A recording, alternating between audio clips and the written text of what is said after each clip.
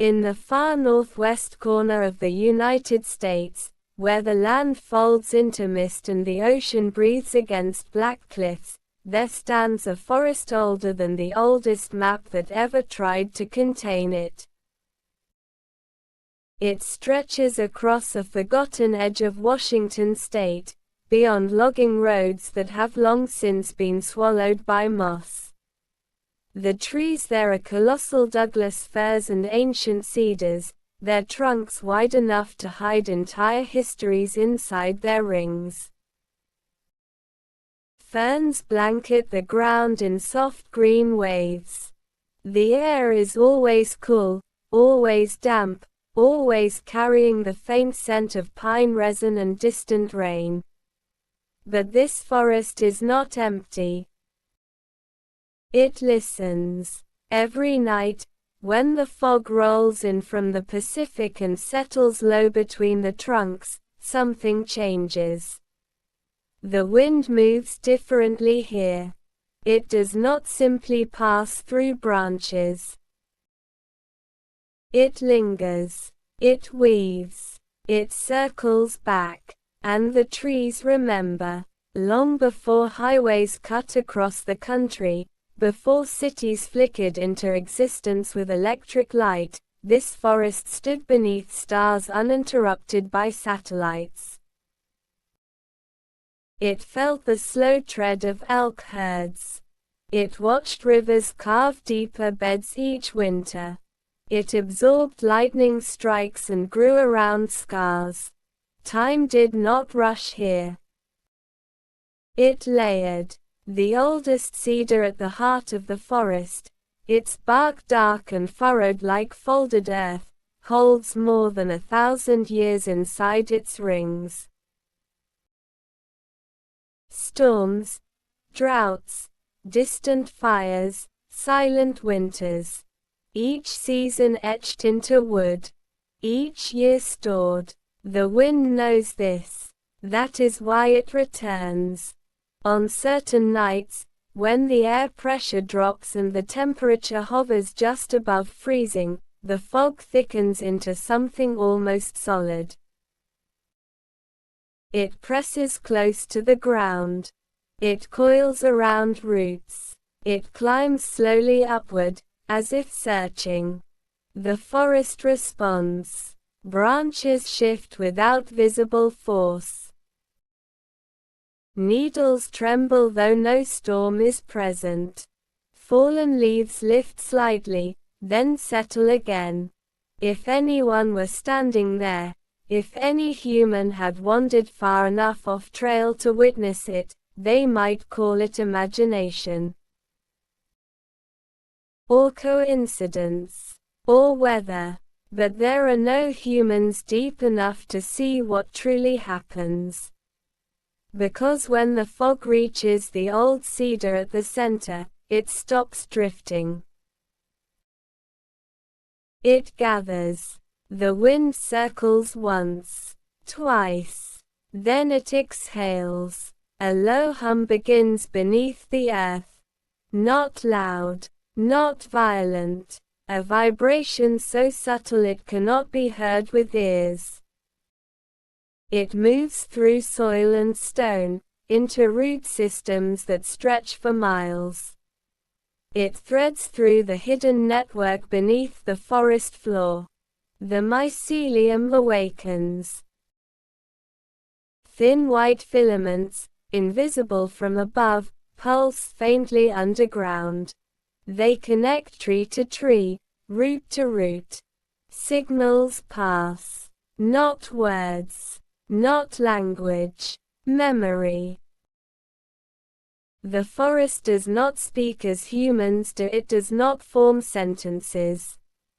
It shares impressions, temperatures, light levels, chemical traces of past fires, the exact direction of a storm from 73 years ago. It remembers. And sometimes, remembering is not passive. On this particular night, the fog is heavier than usual. It arrived early, thick and insistent. It presses against bark and seeps into hollow trunks. The ocean wind that carries it feels restless. The old cedar senses the shift first. Its highest branches sway slightly though the lower air remains still. Sap moves slower within its core. A tremor passes from its deepest roots outward in widening circles. The surrounding trees respond, not with panic, with alignment. Their roots tighten into the soil. Their needles adjust angle. Even the ferns flatten closer to the earth, as if bracing for something not yet visible. Far above, the clouds shift. The moon disappears behind a moving wall of gray. The stars dim. The wind deepens. It no longer glides through the canopy. It threads sharply, cutting between trunks with focused direction. It carries something new tonight, a trace of heat.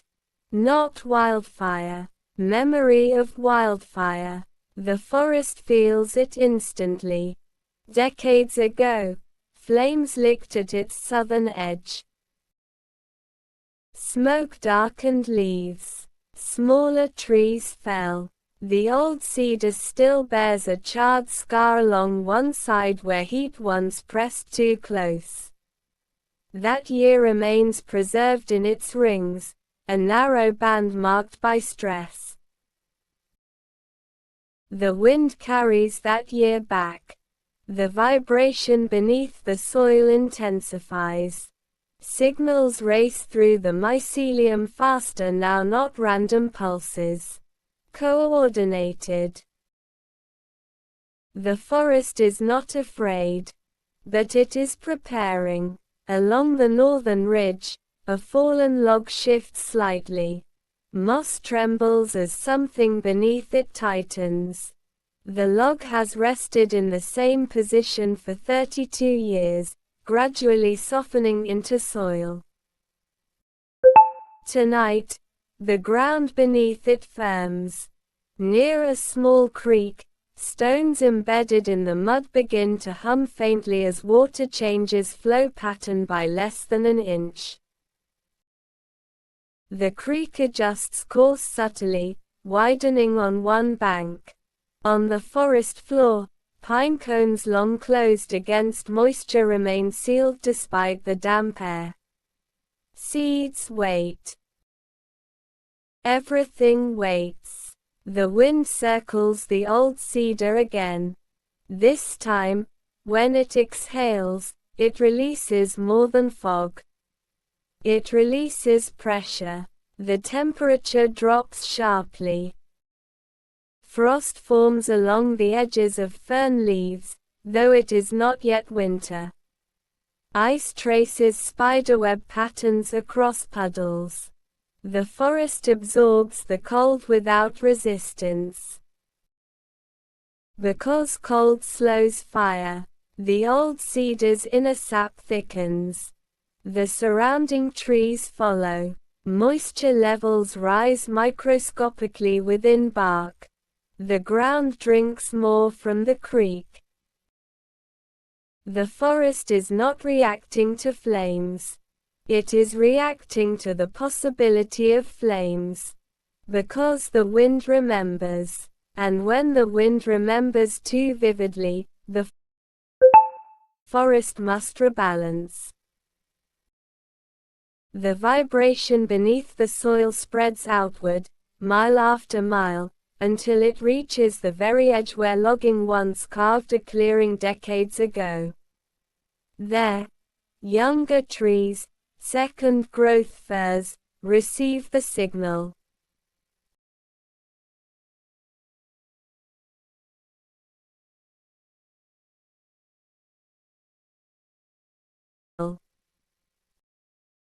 They stiffen. The growth rings are narrow, inexperienced. They have not known real fire. But through the network, They feel the old cedar's scar. They understand enough. Higher in the canopy, an owl perched silently on a branch turns its head. Its feathers ruffle against the temperature shift. It does not know why the air feels charged. It only knows to remain still. Stillness spreads. Even the insects pause.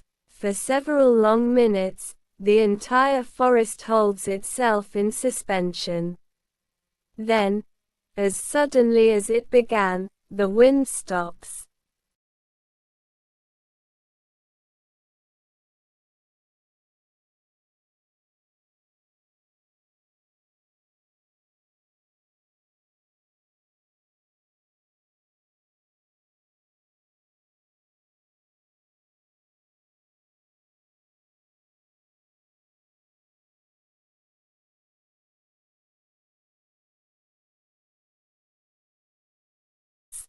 Not gradually. Completely. The fog remains, suspended between trunks. The frost glistens faintly. The vibration beneath the soil slows to a steady hum. The memory has been integrated. The danger, if it was ever truly coming, has been diffused. Far beyond the forest, miles away near the coastline, a lightning strike hits open ground where no trees stand. The charge dissipates harmlessly into wet sand. The forest does not celebrate. It does not relax. It resumes. Sap flows normally again. The creek returns to its previous path. Pine cones loosen slightly as the temperature stabilizes. But something has shifted. The old cedar stands taller in the fading fog. Its scar catches the first returning sliver of moonlight. Memory did not weaken it. Memory strengthened it beneath the soil. The mycelium glows faintly one last time before dimming back into invisibility.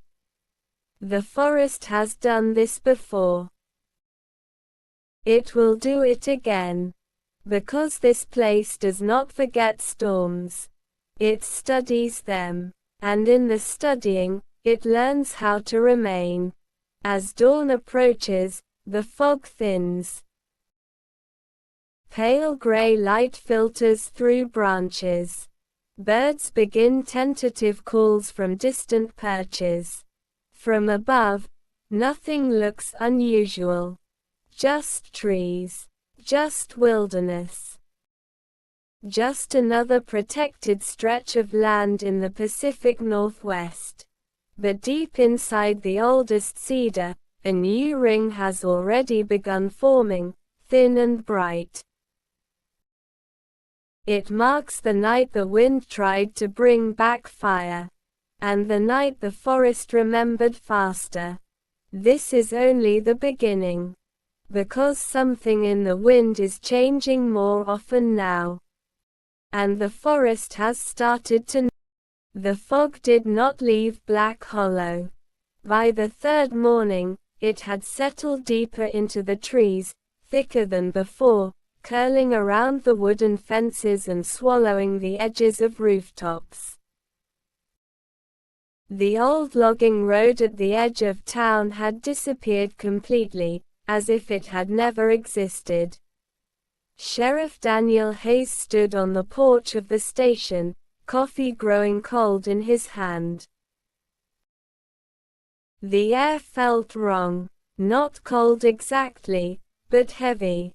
Pressurized. Like the moment before a thunderstorm breaks. Behind him, the radio crackled. "Sheriff, you're gonna want to hear this." It was Deputy Mara Collins. Her voice wasn't steady. Daniel stepped inside. The station smelled faintly of old paper and dust. The emergency frequency monitor on the desk was blinking red. Mara rewound the recording and pressed play. At first, there was only static. Then, a low hum. Not mechanical. Not wind. Something else. It vibrated at a steady rhythm, almost like a heartbeat amplified through metal. Beneath it, a faint whispering distortion, like multiple voices layered together but too scrambled to understand.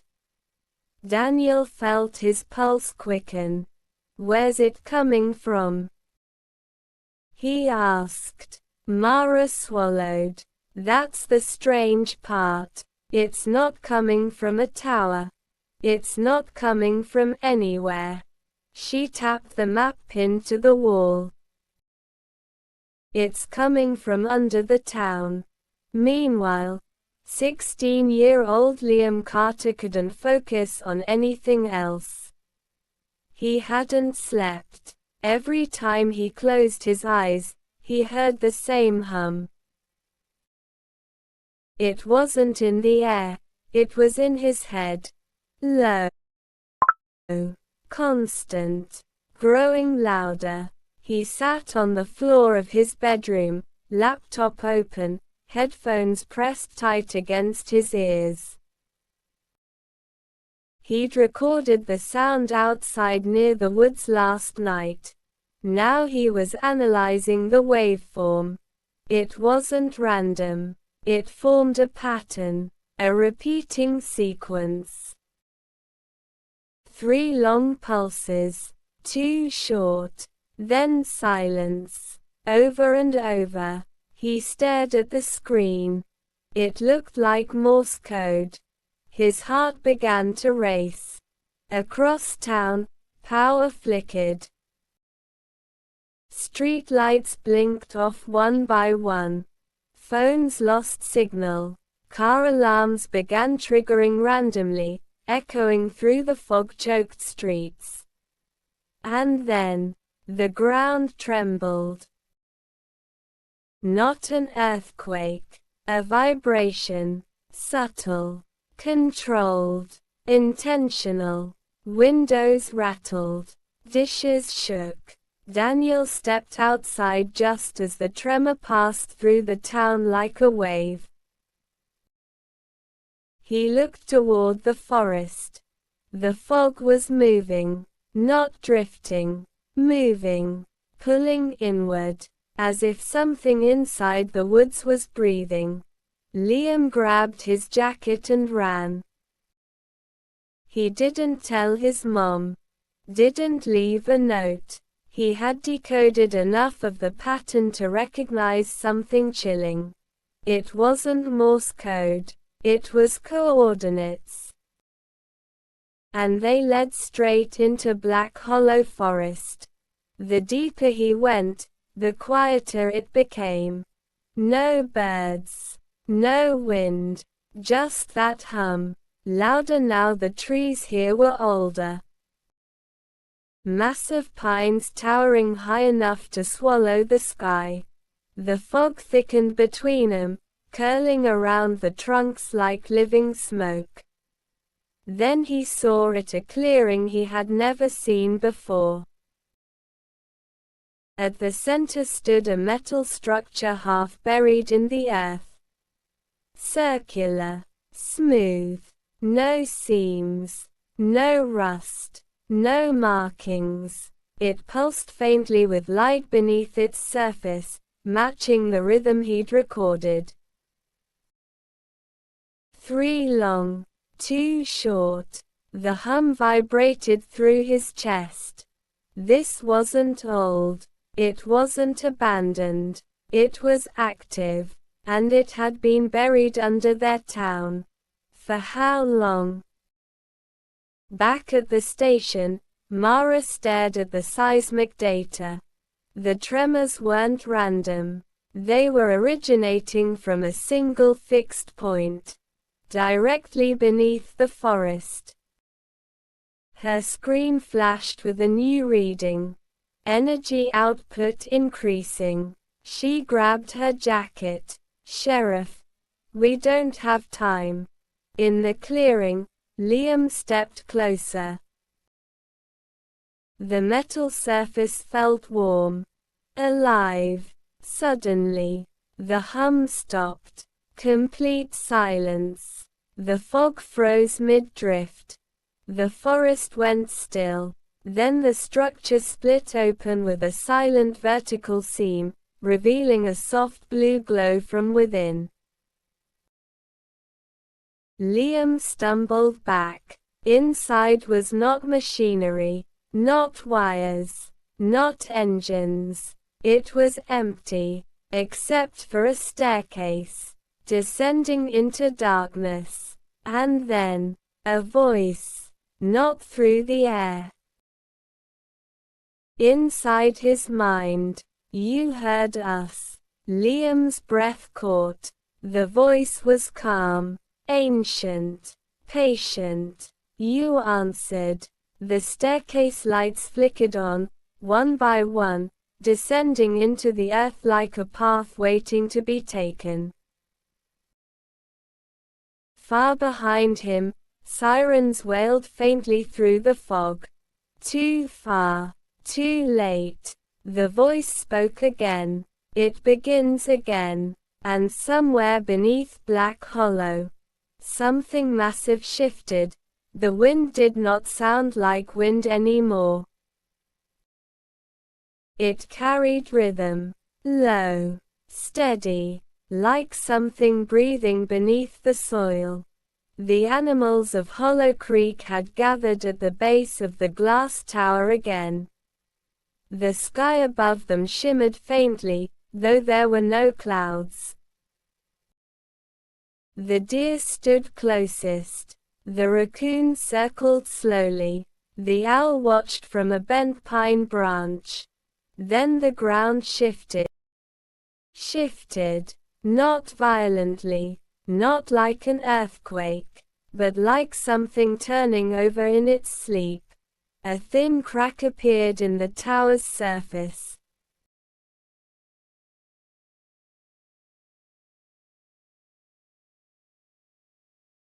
Light leaked from it, pale blue at first, then deep silver. The forest fell silent. The fox stepped forward. The crack widened, spreading upward in slow lines like frost crawling across a window. Symbols began glowing along the tower's surface, spirals, lines, shapes that looked almost like constellations. The owl whispered, "It remembers." The tower was not waking. It was responding. From beneath the earth, something answered back, a pulse. A second tower. Hidden, buried. The animals looked toward the northern ridge. The raccoon blinked twice. There are more. A beam of light shot from the crack and pointed toward the ridge, like a silent instruction. The fox understood. The tower was not a weapon. It was a key, and the forest was not built around it by accident. The deer stepped back. "If it opens, it won't open for us," the owl said quietly. The wind changed direction. The pulse beneath the ground grew stronger. Far beyond Hollow Creek, under layers of soil and stone, something else began to glow. And for the first time in centuries, the forest felt smaller than the world beyond it. The fox turned toward the ridge. This was no longer about curiosity. This was about awakening. And somewhere, deep beneath American soil, a forgotten network had begun to stir. The northern ridge had always been avoided. Not because it was dangerous, but because it was silent. Not forest silent, not the gentle hush of leaves and distant insects. This was deeper, as if sound itself hesitated there. The fox moved first. Behind him, the deer followed with careful steps. The raccoon kept glancing back toward the glass tower, which still pulsed faintly in the valley. The owl circled overhead, wings cutting quietly through cooling evening air. The beam of light from the tower still stretched toward the ridge, thin but steady. It was not bright enough to blind, but strong enough to guide. The forest changed as they climbed. Trees grew thinner, the soil darkened, and the wind stopped. Completely. At the ridge's peak, they saw it at first. It looked like nothing more than a ring of stones arranged in uneven order. Moss covered them. Small vines crawled over their edges.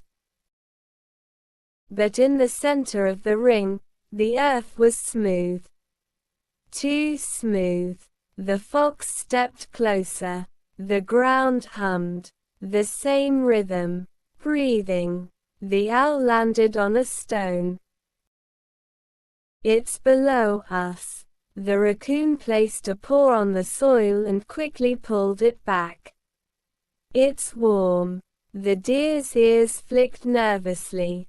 What if it isn't meant to wake? The fox did not answer.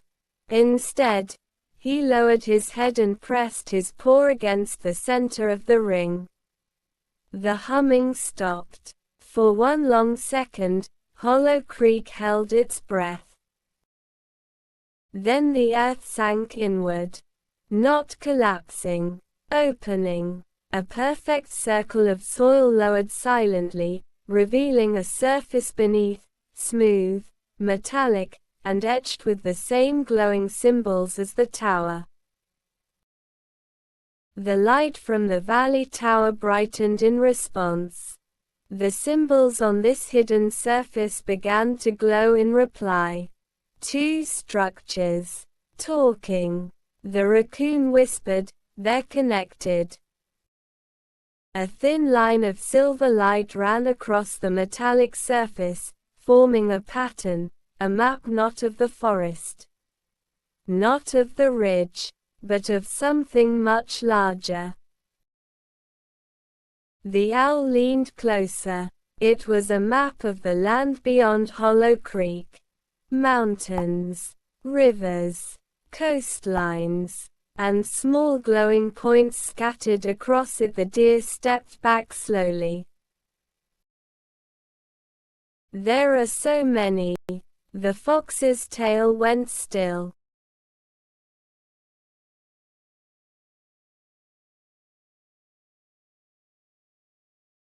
The lights on the horizon did not flicker anymore.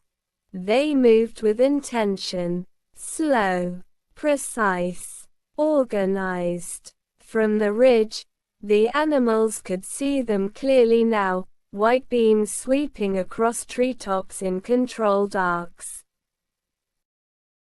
The sound reached them seconds later, a low mechanical hum, layered with the distant chopping rhythm of rotors. The owl flew higher. Above the tree line, the shape became clear.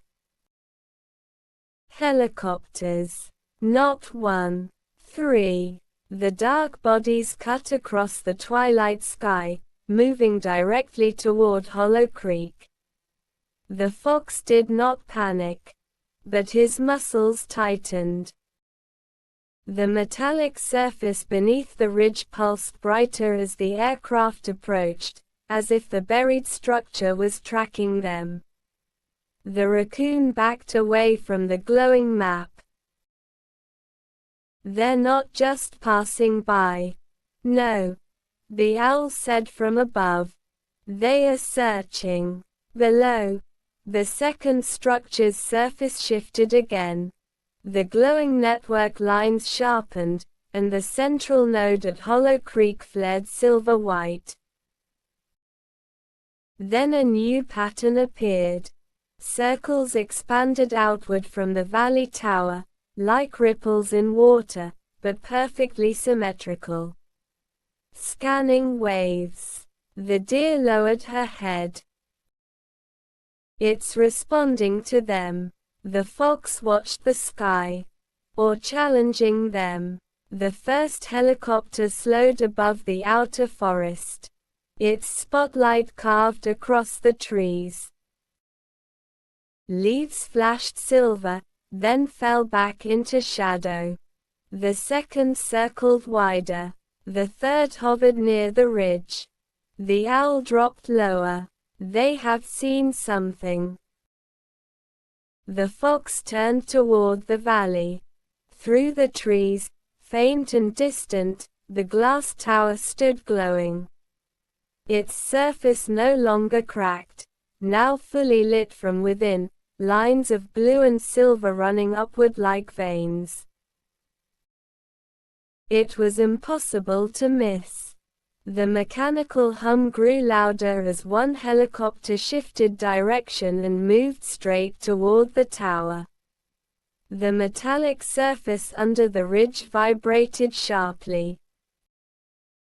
A tone, deeper than before, echoed outward. The raccoon flattened his ears. What was that? The owl's voice sharpened. A signal. From the valley, the tower answered.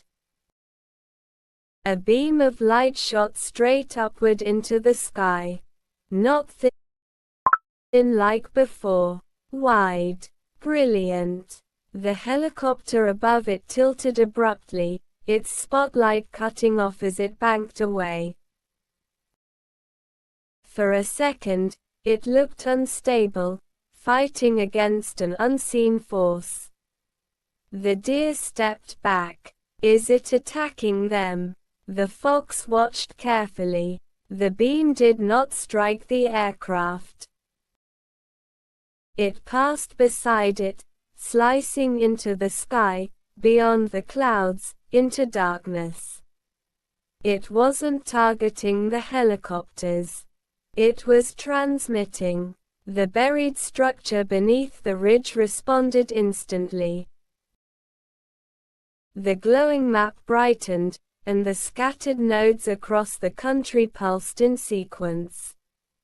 East Coast, Midwest, Desert Southwest, Pacific Northwest. One by one, distant points awakened. Far beyond Hollow Creek, beneath cities, plains, and mountains, something ancient stirred. The raccoon's voice trembled. It's waking all of them. The helicopters shifted formation. One descended lower, almost level with the treetops. The spotlight locked onto the glass tower. A side door slid open. A figure leaned out, human. The animals froze. The owl hovered midair. The figure raised something, a device. A flash burst from it. The beam from the tower flickered. The metallic surface on the ridge glitched, lines distorting for a fraction of a second before stabilizing. They're interfering, the owl said. The fox's tail went rigid. The tower's glow intensified again, pushing back against whatever signal the humans were sending. The helicopter climbed higher. The second helicopter moved closer to the ridge now, scanning the circle of stones. The raccoon hissed softly, "They're going to find this one too." The buried platform beneath them reacted immediately. The smooth metallic circle began to retract. Not closing entirely, but dimming. Camouflaging. The symbols faded into the surface. From above, it would look like ordinary soil again. The fox realized something important. The structures could hide, but only if they chose to. The first tower in the valley did not hide. It stood blazing against the darkening sky, brighter than any lighthouse. The deer's voice was quiet. "Why doesn't it disappear?" The fox understood. "It wants to be seen."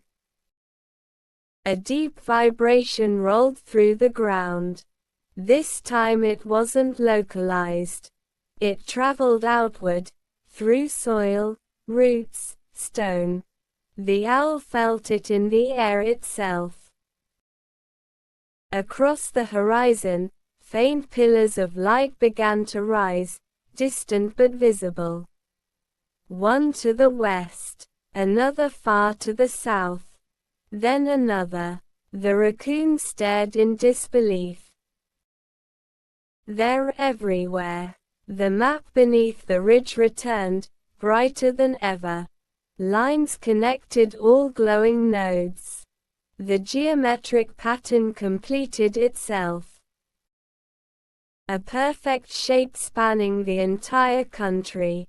The helicopters shifted erratically now, as if their instruments were malfunctioning.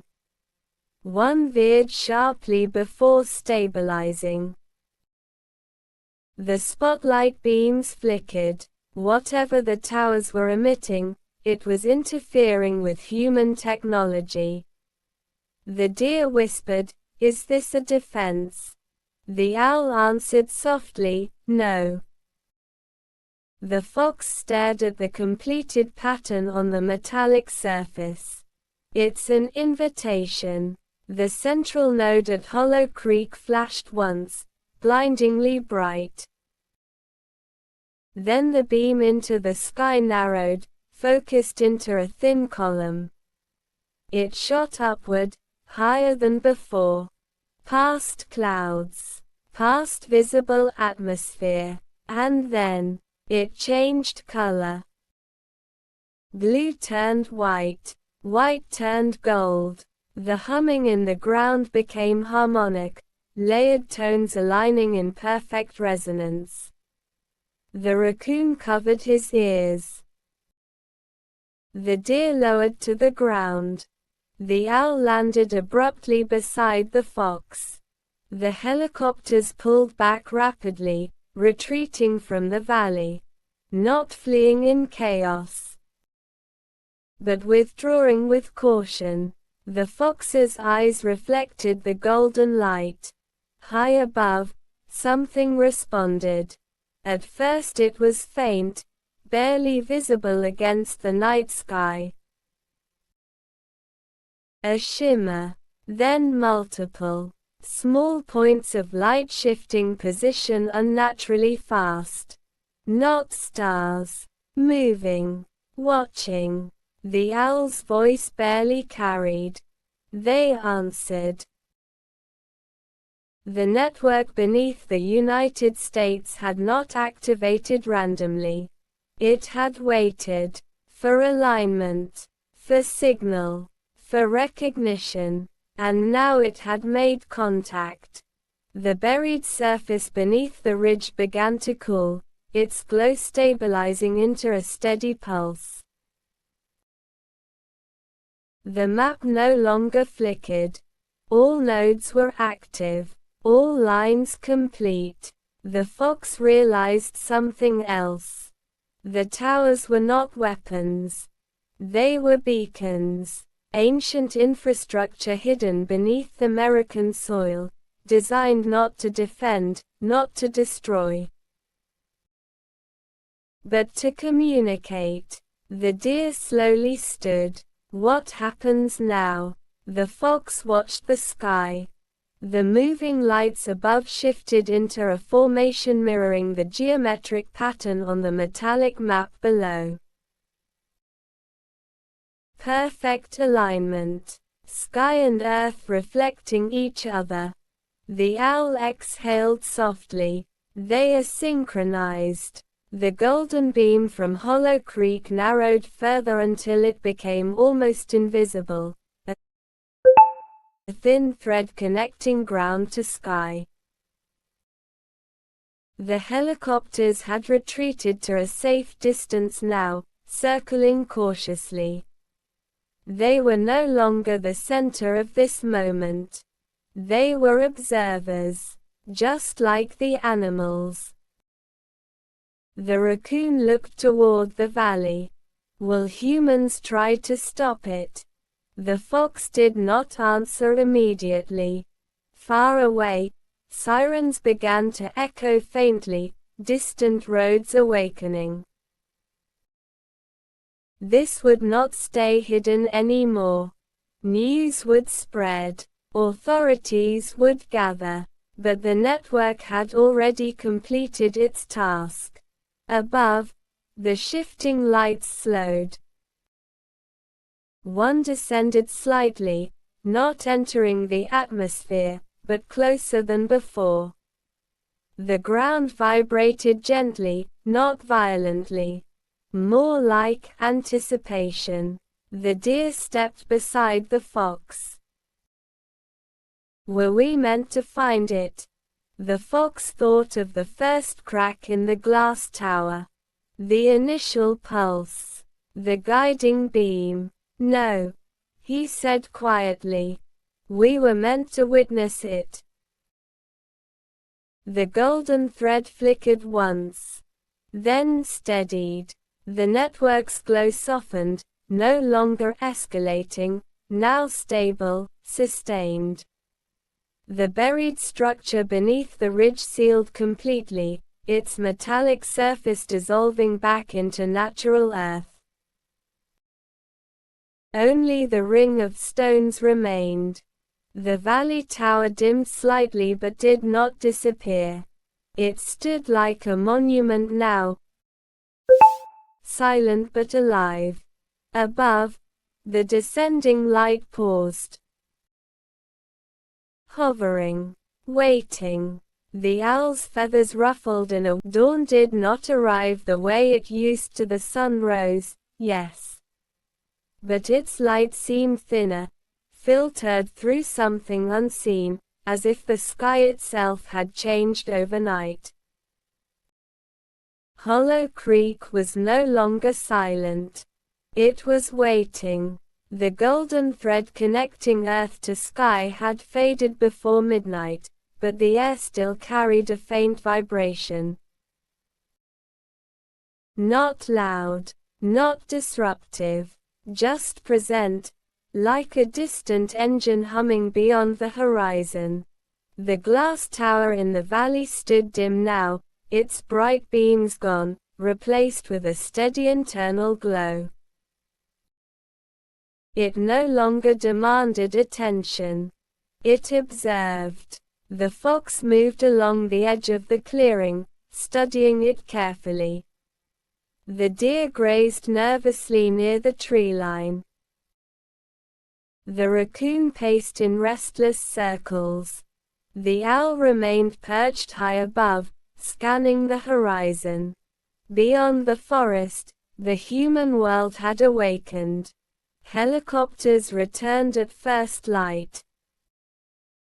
More this time. Not 3, 6. They did not approach as closely as before. Instead, they formed a wide perimeter around Hollow Creek, hovering at measured distances. Dark vehicles gathered along the forest's outer roads. Drones lifted into the air, small, precise, quiet. The raccoon flattened himself against a log. They're building a wall. The owl's sharp eyes followed the movement below. They are containing it. The fox did not look away from the tower. They are afraid. Far beyond the forest, in cities and command centers, screens displayed satellite images of golden light from the night before. Analysts replayed the footage in silence. The geometric alignment in the sky had not gone unnoticed. Across the country, strange signals had been recorded. Underground disturbances, magnetic fluctuations, brief, synchronized pulses from locations long considered inactive geological anomalies. The network had revealed itself, not fully, but enough. And humans were searching for answers. Back in Hollow Creek, something shifted. The tower emitted a low tone, not loud enough to echo, but strong enough to be felt in bone and soil. The deer lifted her head. The raccoon froze. The owl leaned forward. The fox stepped closer. Lines of silver light traced across the tower's surface again, not random cracks, but deliberate symbols rearranging themselves. Then the ground trembled, not at the ridge this time. From below the valley itself. The earth parted gently at the base of the tower, revealing a descending spiral of light. A doorway. The raccoon stared. It's opening. The deer took a cautious step back. Should we run? The fox did not answer. He approached the edge of the spiral and peered down. It was not darkness below. It was illumination. Soft blue light spiraling downward into the earth. A passage. The owl glided down beside him. It was always more than a beacon. The fox nodded slowly. It's an entrance. The helicopters above shifted formation again as sensors detected movement underground. Military drones hovered lower, scanning. One drone ventured directly over the tower.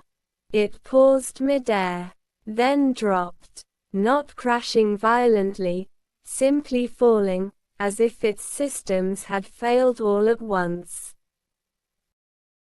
It landed in the grass with a dull thud. The raccoon blinked. It shut it off. The fox understood now the network was not aggressive, but it controlled its space. Any intrusion within a certain radius ceased to function. The helicopters adjusted, pulling slightly higher. They would observe from distance. For now the spiral light pulsed again, brighter. A current of air rose from below, cool and metallic. The deer's voice trembled. What if something comes out? The owl answered quietly, or what if something expects us to go in? The fox looked back at the forest. This was no longer about hiding. The network had activated across the United States. The sky had responded. Humans were watching. But Hollow Creek was still the center. Still the key. The fox stepped forward, not into the spiral, but to its edge. The light reacted to his presence, brightening, symbols shifting slightly. Recognition. He lowered his head. I will not descend, he murmured softly. But I will witness. The spiral seemed to accept this. The vibration changed tone. Deeper, more complex. Then, movement. From within the spiral, a shape began to rise. Not fast, not dramatic, slow and deliberate. The raccoon climbed halfway up a tree. The deer stood frozen. The owl lifted into the air. The shape emerged into daylight. It was not mechanical, not entirely. It resembled a pillar of woven light, translucent, shifting, almost liquid in motion. Inside it, patterns flowed continuously, like constellations rearranging.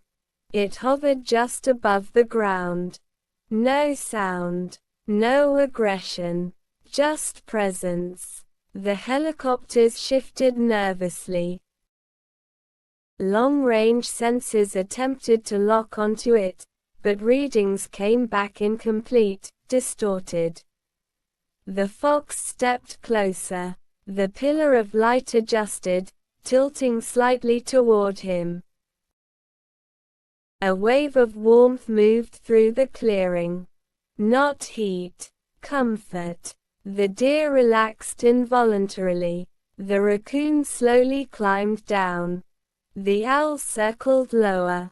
The pillar pulsed once. Images flickered within it, not pictures in the human sense.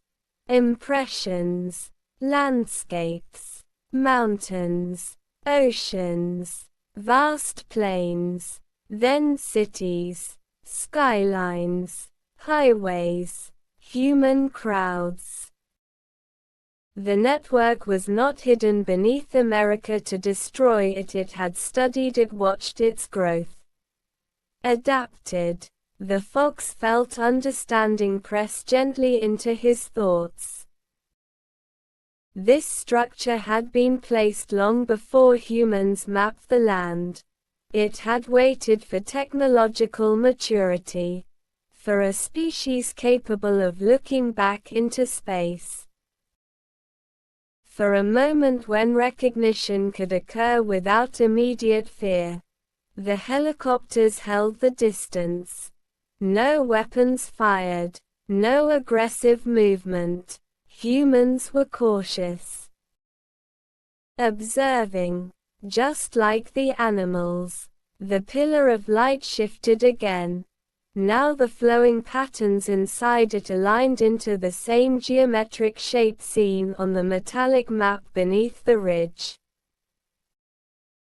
Then the shape extended upward.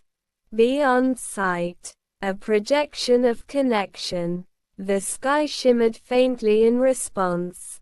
The deer whispered, "It's not alone." The fox spoke quietly. "No." The pillar rotated slowly, scanning the forest. When its glow passed over each animal, it brightened slightly. Cataloging. Acknowledging. Not dominance. Not ownership.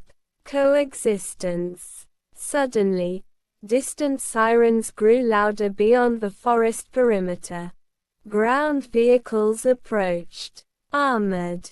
Cautious. The human world would not remain passive forever. The owl landed beside the fox. They will want control. The fox nodded. But control is not what this is. The pillar pulsed again. A new image formed inside it. Two shapes. One grounded. One descending.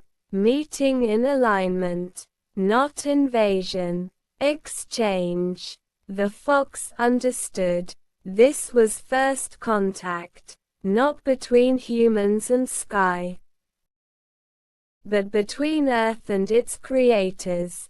Or perhaps its caretakers. The spiral doorway beneath the tower began to close slowly, sealing once more.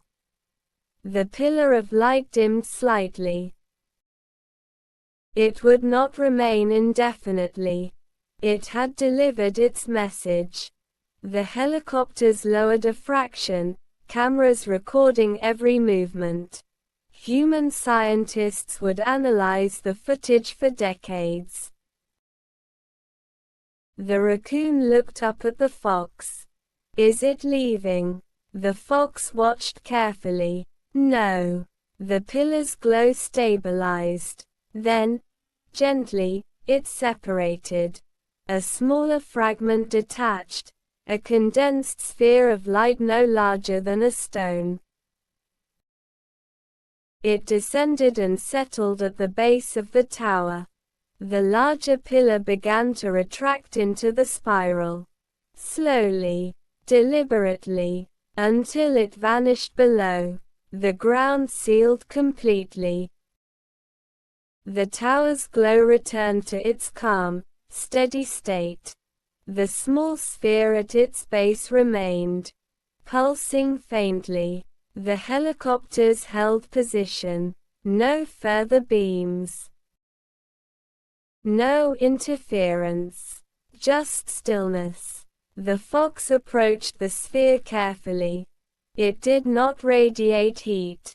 Only quiet energy. The deer stepped beside him. The raccoon leaned in cautiously. The owl perched low. The fox realized something profound. The network had not awakened to summon something from. The humans entered Hollow Creek just after midday. Not loudly, not recklessly. They came in slow, measured steps, wearing dark uniforms, reflective visors, and equipment that hummed with restrained energy. Their boots pressed carefully into the grass, leaving the first clear human footprints near the glass tower in centuries. The helicopters remained higher now, circling but no longer descending. Whatever interference had shut down the drone earlier still lingered close to the tower's radius. The humans understood the boundary. They would not cross it blindly again. From the tree line, the fox watched. The deer stood half hidden behind brush. The raccoon clung to a low branch, tail wrapped tightly around the wood. The owl remained silent above them all. At the base of the tower, the small sphere of light pulsed gently. Soft, steady, waiting. The human team formed a semicircle around it. One of them stepped forward, slower than the others, holding a handheld device that flickered with scanning lines. The device emitted a tone. The sphere responded. Its glow intensified slightly. The handheld device immediately went dark. The human froze. Another member of the team knelt cautiously and extended a small mechanical arm toward the sphere. The arm halted midair, not physically blocked, just stopped, like an invisible resistance had engaged. The fox narrowed his eyes. The sphere was not aggressive, but it enforced distance. The kneeling human slowly withdrew the mechanical arm. The sphere dimmed back to its original pulse. No escalation, just boundary. The deer whispered, "It doesn't trust them." The owl responded quietly, "It does. But not yet." A sudden shift rippled through the ground. Not violent, but unmistakable. The glass tower brightened slightly. Lines of silver moved across its surface again, aligning into structured patterns. The humans stepped back instinctively. A soft tone emerged from the tower. Low, harmonic. The sphere at its base rose gently, lifting a few inches off the ground. The humans froze completely now. No one spoke. No one advanced. The fox felt it again, that subtle pressure in the air, like something brushing gently against thought itself. The sphere began projecting light. Not outward like a beam, but inward, creating a three-dimensional pattern in the space above it. Symbols formed. Geometric shapes. Then shifting images. Mountains. Coastlines. The outline of the United States. The same network pattern that had appeared beneath the ridge. One of the humans slowly removed their helmet. A woman, her expression tense but not fearful. She looked not at the equipment, not at the others, but directly at the sphere. The projection shifted again. Now cities appeared within the map, lights blinking. Connections forming. Then the shape extended upward, transitioning from map to sky. Constellations rearranged themselves. The deer stepped forward unconsciously. "It's showing them," she murmured. The owl nodded. "Yes." The projection paused, then changed again. Now it showed something entirely new. A timeline, not with numbers, but with growth. Small settlements becoming towns, towns becoming cities, technology evolving, radio towers, satellites, rockets lifting into orbit. The fox understood. The network had waited for this. For a species capable of reaching upward. For recognition. The human woman slowly removed a glove. Her hand trembled slightly as she extended it, not to grab, not to interfere, but to rest on the ground near the sphere. The sphere pulsed brighter. The projection shifted once more. Now it displayed two shapes. One representing Earth, one descending toward it, not crashing, not invading. Approaching carefully. The same image the fox had sensed before. Exchange. The woman whispered something softly to her team. The others lowered their equipment slightly. No weapons raised. No aggressive movement. Just observation. The fox felt something shift inside him. For the first time since the tower awakened, tension eased. This was not confrontation. This was introduction. Suddenly, a loud engine roared from the forest edge. A heavier vehicle forcing its way closer. The sphere flickered. The tower brightened defensively. The humans turned sharply. From beyond the tree line, a larger armored unit attempted to advance. Its systems sputtered as it neared the tower's radius. The engine stalled. Lights failed. It rolled to a halt. The woman stood quickly and signaled toward the vehicle. Her gesture was firm, restrained. The larger unit did not advance further. The sphere stabilized again. The fox realized something crucial. The network was not rejecting humanity. It was rejecting force. The projection resumed. Now the sky above the holographic Earth brightened. Multiple points of light appeared, moving with intelligent precision. They aligned with the geometric pattern, exactly as they had the night before. The deer whispered, "They're closer." The owl's feathers lifted slightly in the wind. High above, unseen but present, something was adjusting trajectory. The projection shifted once more.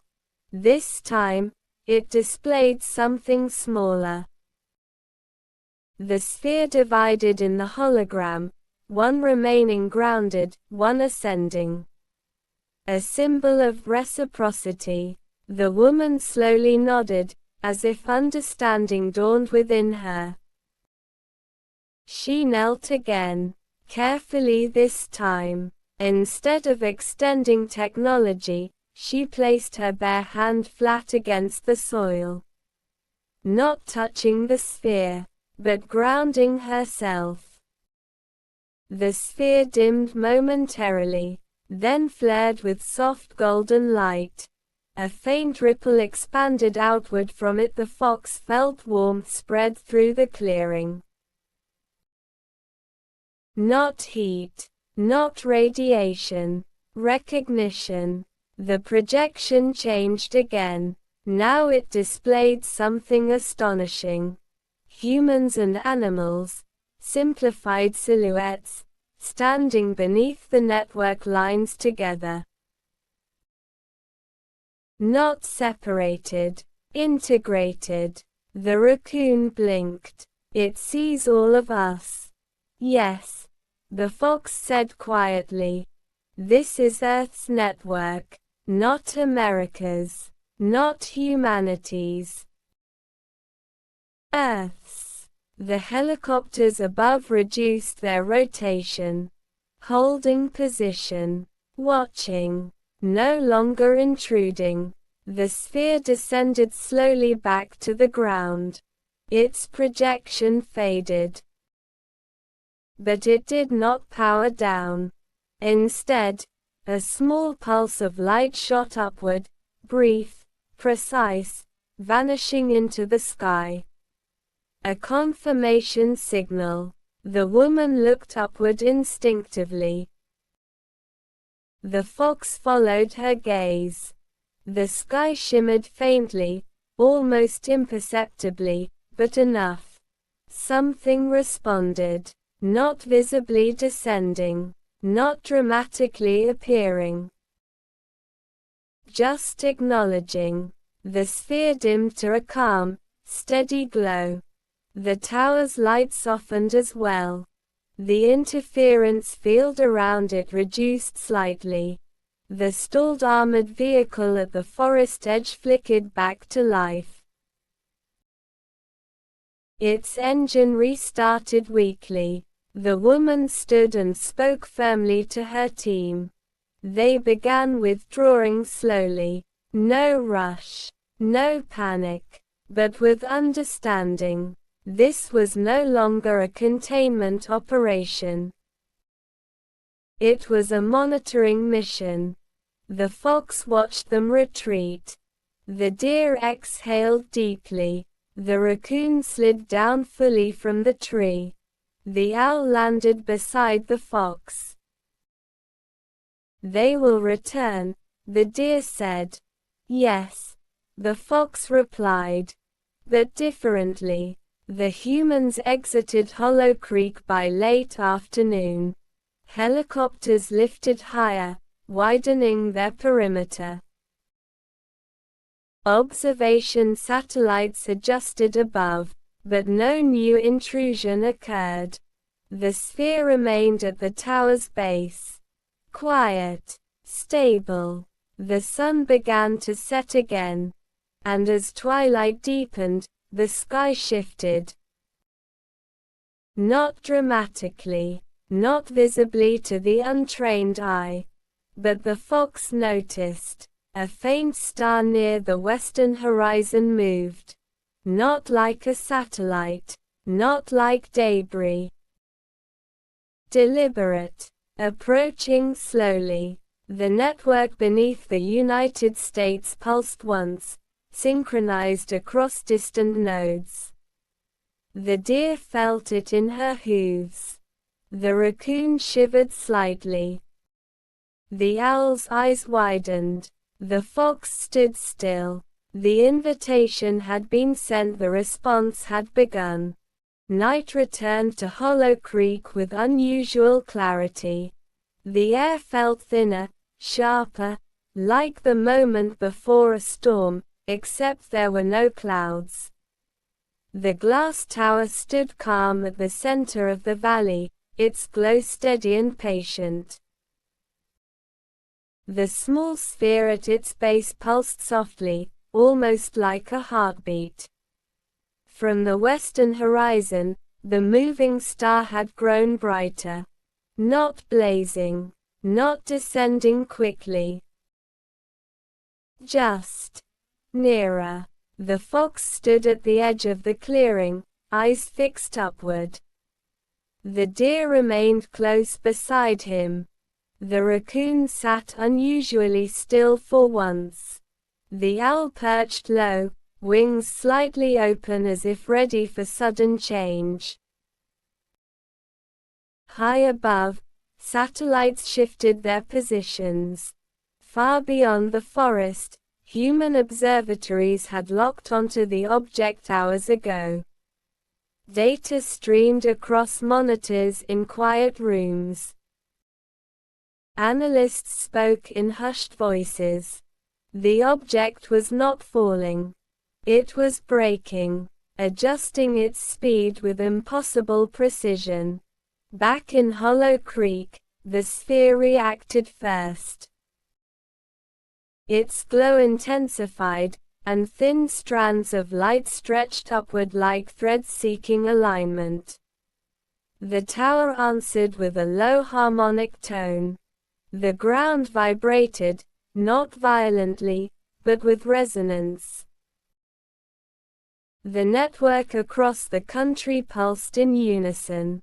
Then the sky opened, not tearing, not cracking, but bending. A circular distortion formed high above the valley, subtle at first, like heat rising from pavement. Then it deepened, creating a soft halo against the stars. The moving light entered the distortion and slowed.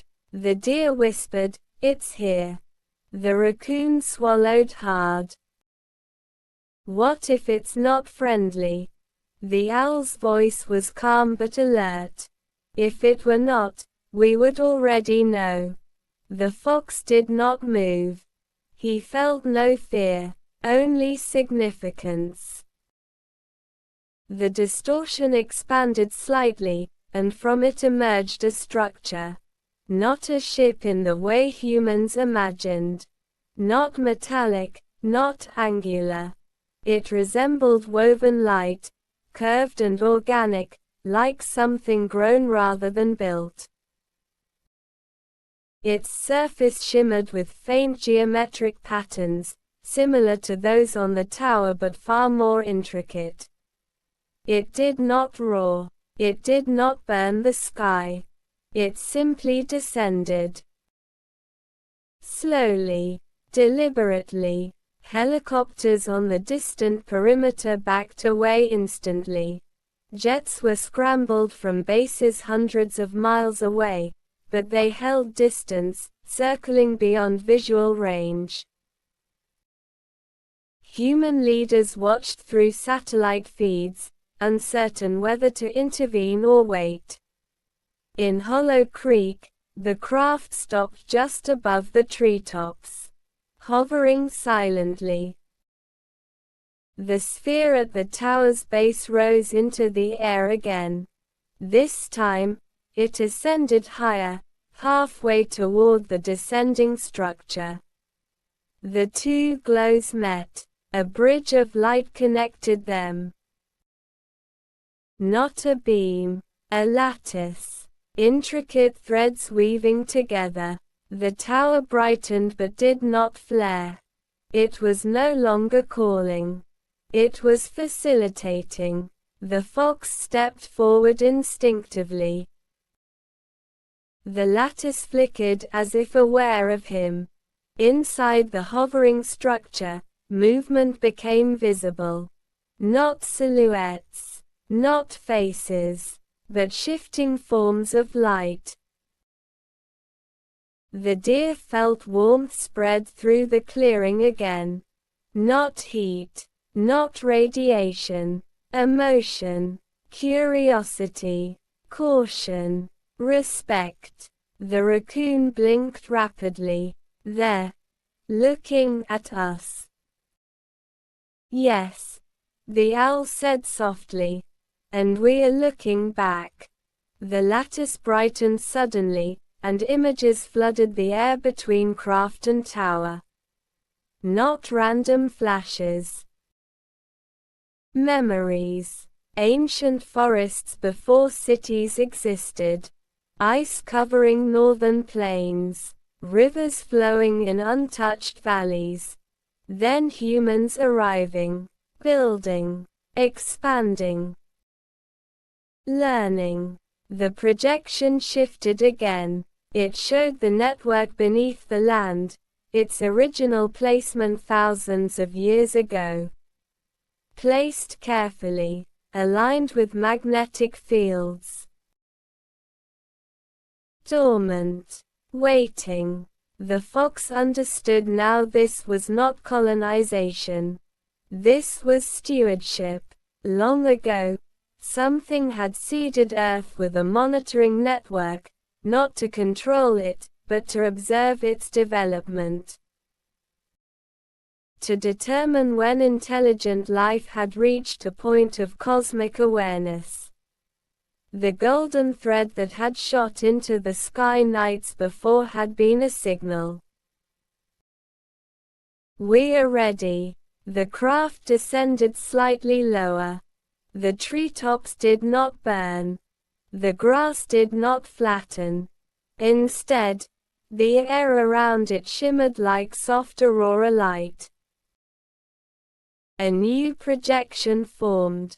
This one showed something different. Two paths. One glowing brighter, stable. The other flickering, unstable. The fox narrowed his eyes. The owl tilted her head. The deer trembled faintly. The unstable path showed images of conflict. Polluted skies. Rising waters. Cities darkened by chaos. The stable path showed collaboration. Energy harmonized with nature. Cities integrated with forests. Human and planet aligned. The message was clear. Contact did not guarantee survival. Choice did. The sphere pulsed firmly. The lattice brightened again. The fox felt something press gently against his thoughts, not invasive, not controlling, but inviting. A question. Are they willing? He looked toward the forest edge where human observers waited beyond sight. He thought of the woman who had knelt without force. He thought of the armored vehicle that had stalled at the boundary. Humanity was not one thing. It was many choices layered together. The fox stepped closer to the tower. The deer followed. The raccoon hesitated, then joined them. The owl glided down and landed beside them. The sphere shifted its glow slightly when the four stood together. The projection changed again. Now it displayed animals and humans beneath the network lines. Together, the stable path brightened slightly. Above, the craft pulsed softly in response. Far beyond the valley, in a command center filled with screens, the woman who had removed her helmet watched the live feed. Her face reflected the golden lattice. She gave a quiet order. Stand down. Jets changed course. Missile systems remained inactive. Observation only. Back in Hollow Creek, the distortion in the sky began to close gradually. The craft did not retreat yet. Instead, a small fragment of light separated from its underside. Smaller than the previous sphere. More delicate. It descended gently toward the clearing. The animals did not move. The fragment settled between them and the tower. It did not pulse strongly. It shimmered softly, like a seed waiting for soil. The larger craft began ascending slowly. The lattice thinned. The sphere lowered itself back to the tower's base. The fox watched the sky as the woven structure re-entered the distortion. Before it vanished completely, one final projection appeared, visible to humans and animals alike. A single geometric symbol. Complete. Balanced. Then it disappeared. The sky returned to normal. Stars steady. Wind natural. Silence reclaimed the valley. The helicopters did not approach immediately. Humans waited. Processing. The fragment of light on the ground remained. Quiet. Alive. The deer exhaled slowly. Is it over? The owl shook her head gently. No. The fox stared at the small glowing fragment. It has begun. The network beneath the United States dimmed to a stable pulse, no longer awakening, no longer signaling urgently. Now integrated. The sphere and the fragment glowed in harmony. A bridge between worlds. Above the horizon, the moving star was gone. But its presence lingered, not in fear, not in threat, but in possibility. Hollow Creek was no longer hidden. It was known, and the next step would not be taken by the sky. It would be taken by those on the ground. Morning came gently, as if the world itself was cautious not to disturb what had happened. Hollow Creek looked the same at first glance, trees standing tall, grass bending with the wind, the glass tower calm at the center of the valley. But nothing was the same. The small fragment of light rested between the animals and the tower, glowing faintly like a living ember. The original sphere remained at the base of the structure, pulsing in slow rhythm. Two lights, now two anchors. The fox approached the new fragment carefully. It was smaller than the sphere, almost delicate. Its glow was softer, warmer. Where the sphere felt like a signal, this fragment felt like potential. The deer stood close behind him. The raccoon kept scanning the tree line nervously. The owl observed from a low branch. Beyond the forest perimeter, humans had not left. They had built a temporary observation line, not advancing, not retreating. Drones hovered at higher altitude now, outside the interference boundary. Equipment trucks remained still. The woman who had knelt the day before returned, this time walking alone toward the tower's radius. No weapon, no heavy gear, only a small recording device clipped to her uniform. She stopped at the edge of the invisible boundary. The sphere brightened slightly.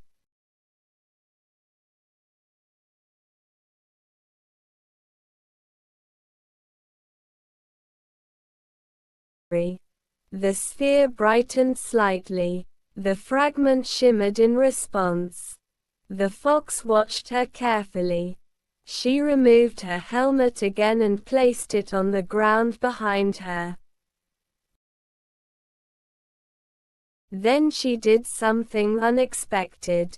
She stepped forward, crossing the previous interference boundary. Nothing happened.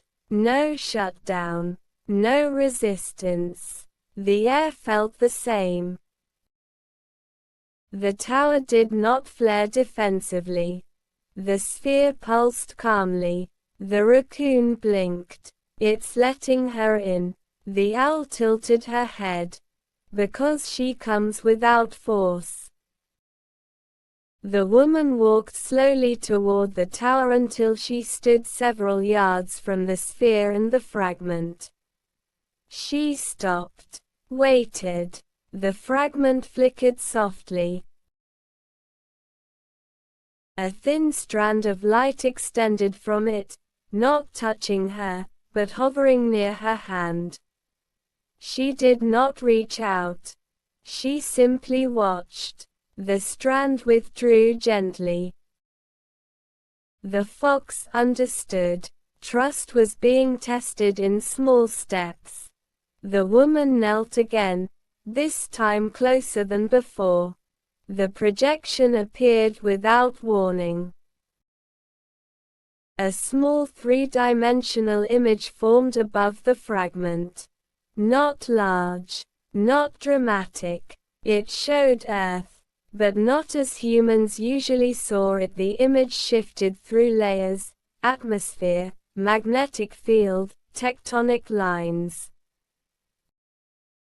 Then deeper, energy currents beneath continents. The network's pathways. The woman's breath caught slightly. She understood enough to recognize the significance. The fragment brightened. The projection zoomed into North America. The nodes across the United States glowed steadily. Then something new appeared. Additional faint nodes, not yet active, across oceans and other continents. Dormant. Waiting. The fox's ears twitched. This network was not limited to one country. It was global. Hollow Creek had simply been the first to awaken fully. The projection shifted again. Now it displayed something startling. A simulation. Human cities powered by unfamiliar energy, clean, stable, integrated with natural systems. The network's pathways linking power grids seamlessly. Storm systems stabilizing. Wildfire zones cooling before ignition. Agricultural land thriving without depletion. The deer stepped closer unconsciously. The raccoon stared wide-eyed. The owl spoke softly. It offers balance. The projection flickered briefly, then shifted to the unstable path shown the night before.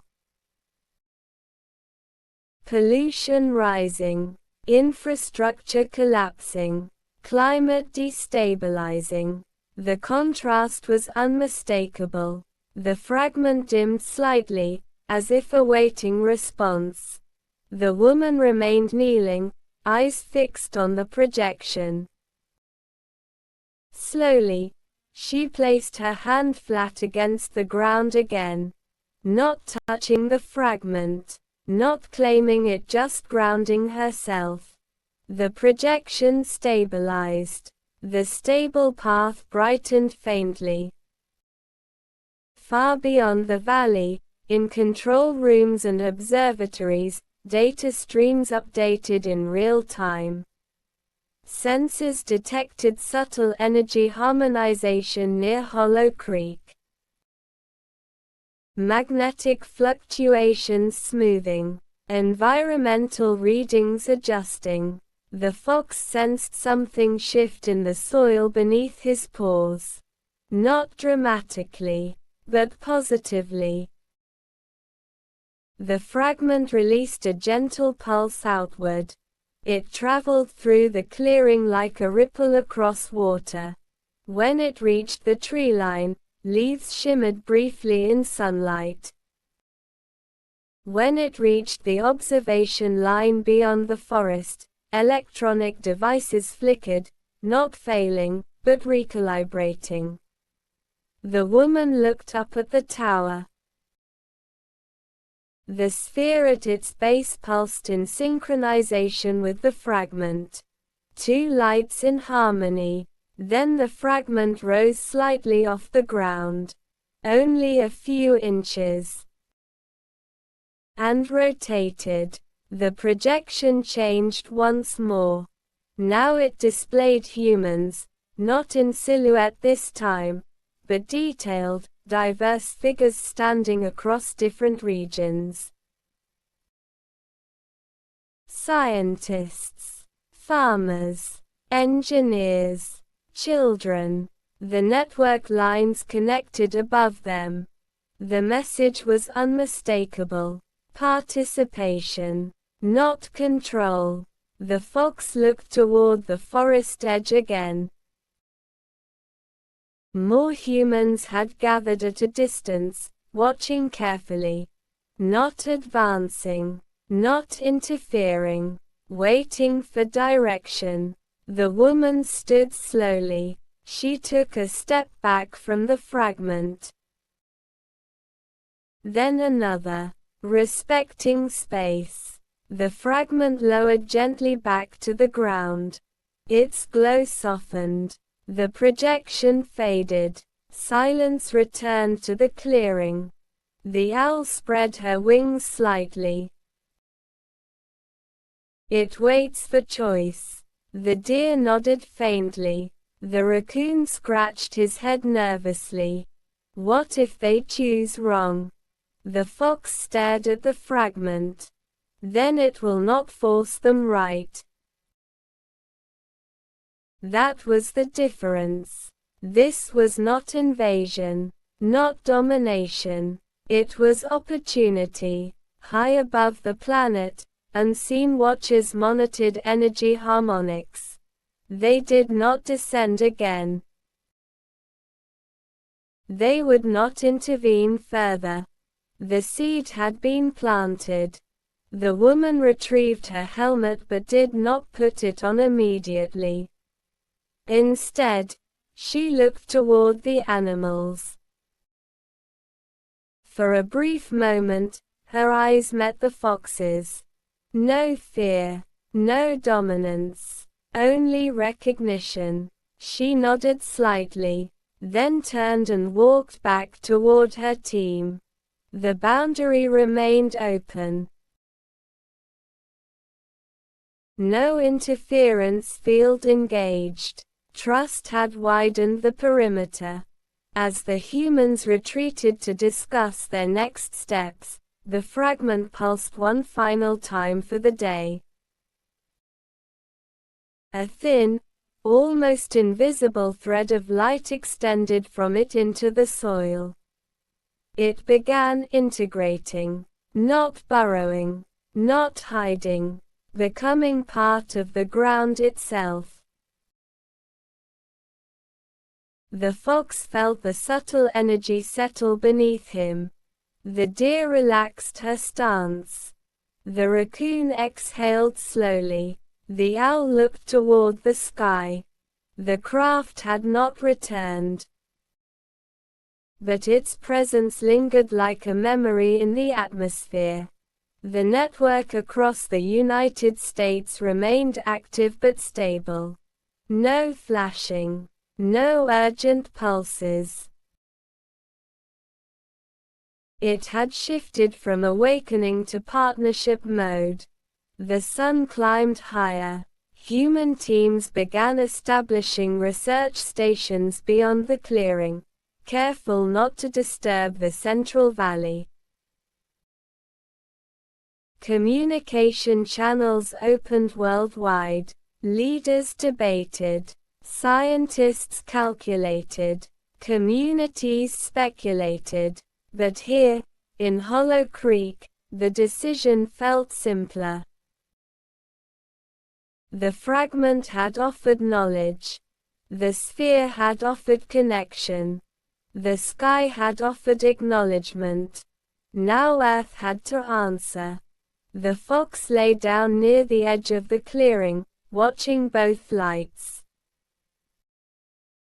The deer grazed peacefully for the first time in days. The raccoon climbed into a tree, calmer now. The owl closed her eyes briefly in the daylight. The future was no longer hidden beneath the soil. It stood in open air. And it would not be decided by fear. It would be decided by understanding.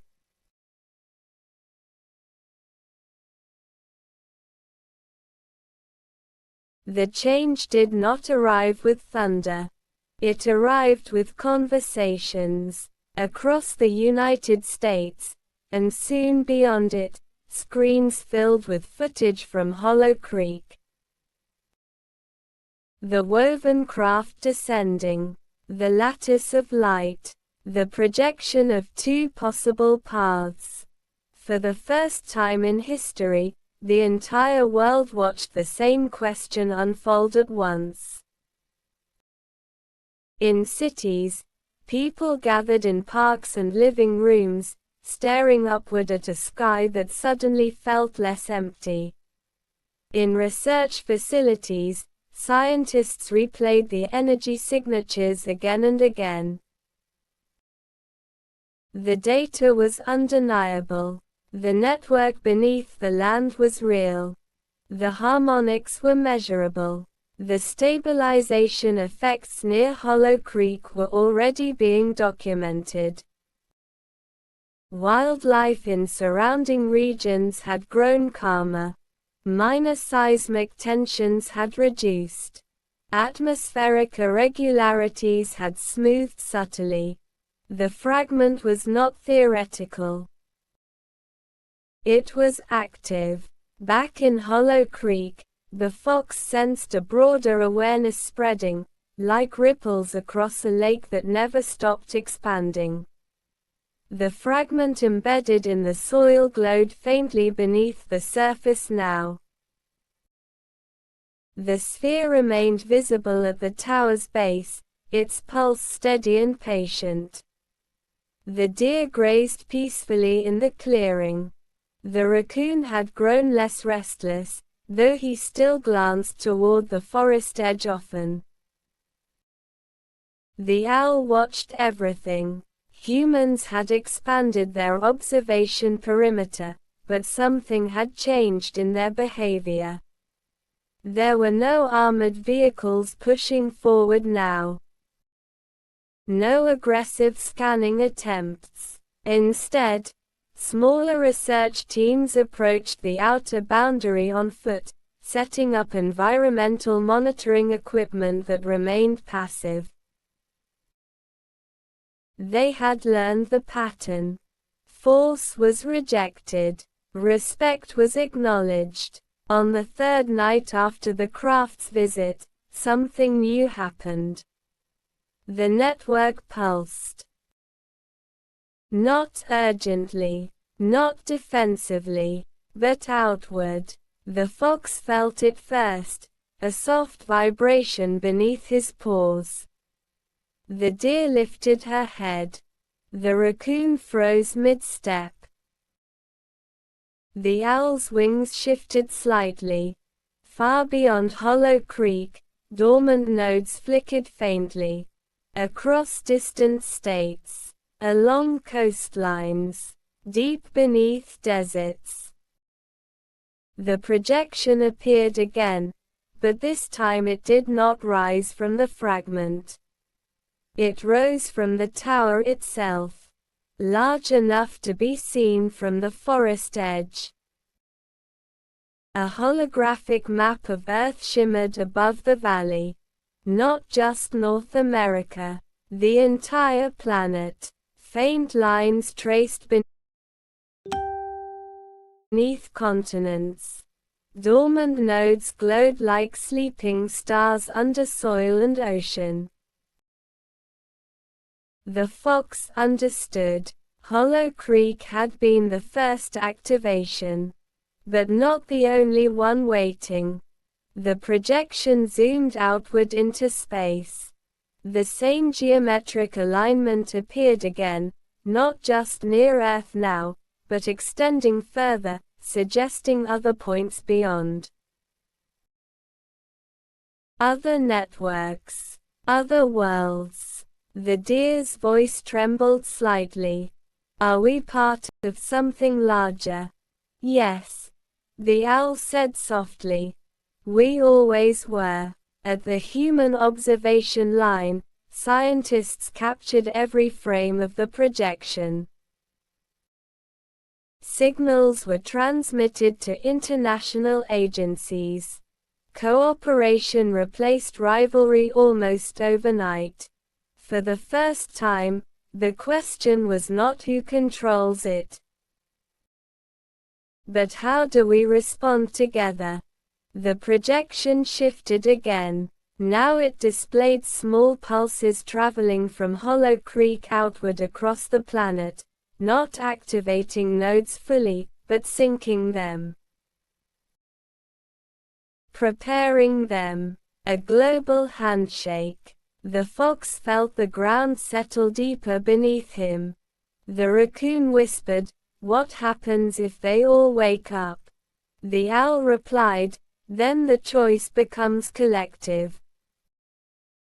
The projection faded slowly, but the pulse continued. Across the ocean floor, faint energy lines stabilized tectonic tension zones.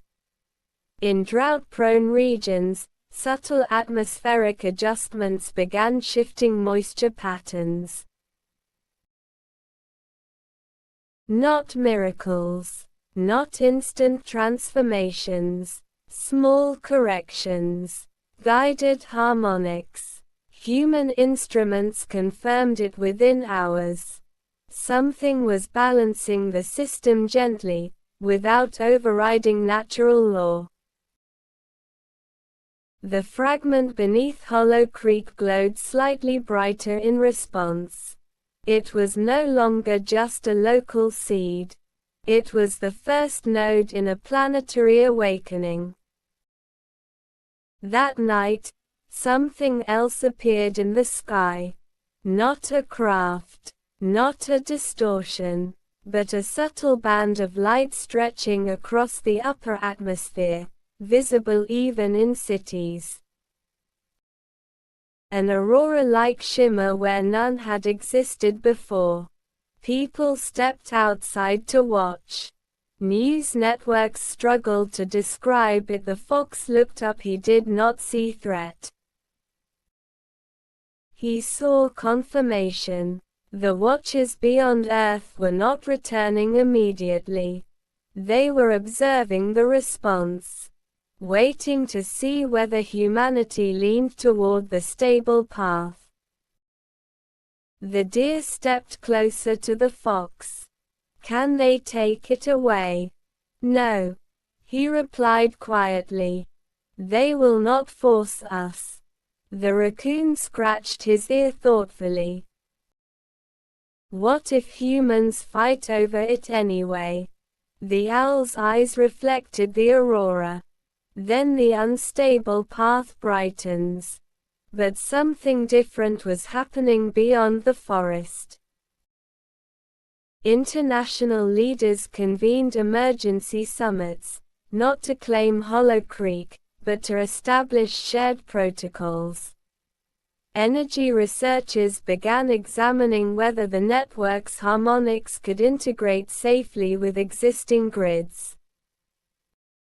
Environmental scientists studied the stabilizing zones forming near dormant nodes. Public fear had not vanished, but it had shifted into cautious hope. Back in the valley, the tower emitted a new tone. Softer, more complex. The fragment responded with synchronized pulses. Then, slowly, a small column of light rose from the soil, not tall, not dramatic, only a few feet high. Within it appeared a new projection.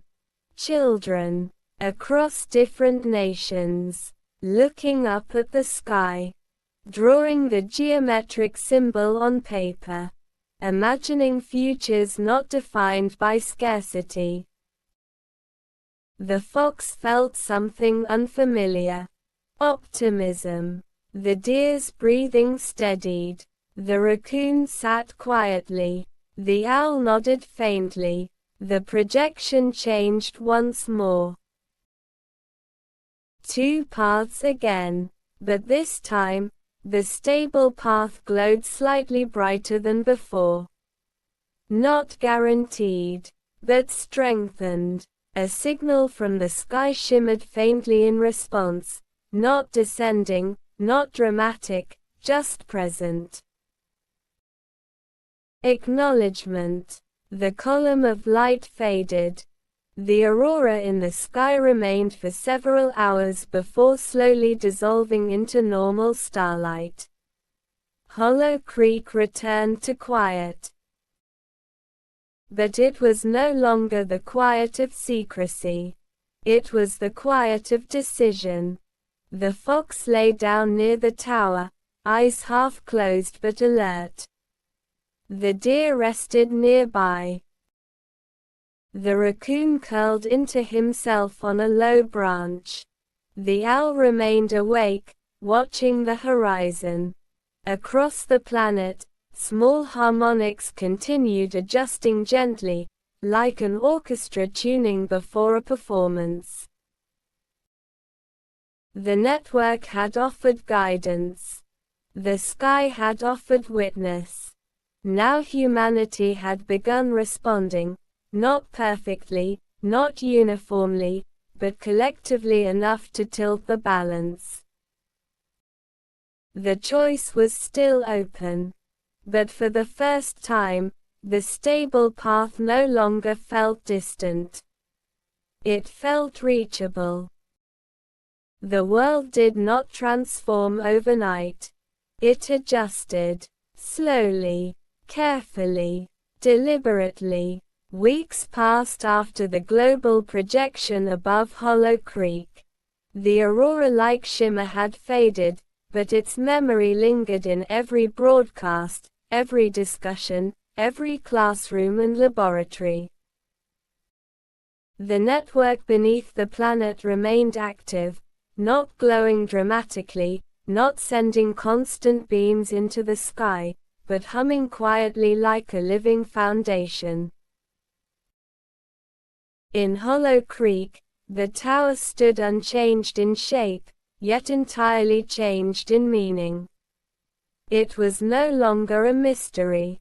It was a responsibility. The fragment embedded in the soil now pulsed in deeper intervals. The sphere at the tower's base rotated slowly, almost imperceptibly, as if processing invisible streams of data flowing through the planet. The fox noticed the difference first in the forest. Weather patterns had grown subtly steadier. Streams ran clearer. Even the migration paths of distant birds had shifted slightly, correcting old imbalances. The deer grazed without tension now. The raccoon explored more boldly. The owl sensed fewer disturbances in the night sky. Beyond the valley, the human response had entered its second phase. Not observation. Integration. Research facilities across the country began developing resonance interfaces, devices designed not to control the network, but to communicate with it using harmonic frequencies instead of force. The first attempts had failed. Devices powered down. Signals returned scrambled. But humans adapted quickly. They studied the tone emitted by the tower. They mapped its patterns. They replicated harmonics instead of commands. And then, one evening, something worked. At a research site several miles from Hollow Creek, a carefully tuned harmonic pulse was transmitted toward the valley. Not loud, not intrusive, a respectful tone. The sphere responded. A faint echo returned. The fox lifted his head when he felt it. The deer looked toward the distant hills. The raccoon paused mid-step. The owl listened closely. The echo was not rejection. It was acknowledgement. Humans had begun learning the language. In cities, energy researchers reported something astonishing. Small pilot regions using resonance-guided systems saw improved grid stability without increased consumption. It was subtle, but measurable. Instead of overpowering natural systems, the harmonics aligned with them. Storm prediction models improved dramatically where dormant nodes flickered faintly underground. The network was not giving technology. It was correcting imbalance when approached properly. In Hollow Creek, the tower projected a new image one night. Not global this time. Localized. It displayed a simple structure, a bridge-like pattern of light between 2 points. Then it zoomed outward to show multiple bridges forming across continents. Collaborative research initiatives. Shared data streams. Global energy forums forming not from competition, but coordination. The fox understood. The stable path required connection, not just between earth and sky, but between humans themselves. The deer tilted her head slightly. They are working together. Yes, the owl replied. Because they finally see something larger than themselves. The raccoon scratched at the ground thoughtfully. Do you think it will last? The fox did not answer immediately. He watched the projection carefully. It shifted again. 2 paths appeared once more. The unstable path flickered, not as bright as before, but not gone. The stable path glowed stronger than it ever had. But neither had vanished. Choice remained active. Above the atmosphere, silent watchers monitored planetary harmonics. They did not intervene. They did not descend. But occasionally, faint alignments of distant light appeared, subtle confirmations that Earth's progress was being observed. Then came the test. A major coastal storm system began forming, one that historically would have intensified rapidly and caused widespread destruction. Meteorological centers tracked it closely. As it approached land, something unexpected occurred. Dormant nodes beneath the ocean floor activated faintly. Not fully, just enough to emit stabilizing harmonics. The storm did not disappear. It did not violate physics. But its intensity plateaued. Wind speeds reduced slightly. Its trajectory shifted just enough to spare densely populated regions. Damage occurred, but far less than predicted. Scientists were stunned. The network had not stopped the storm. It had balanced its extremes.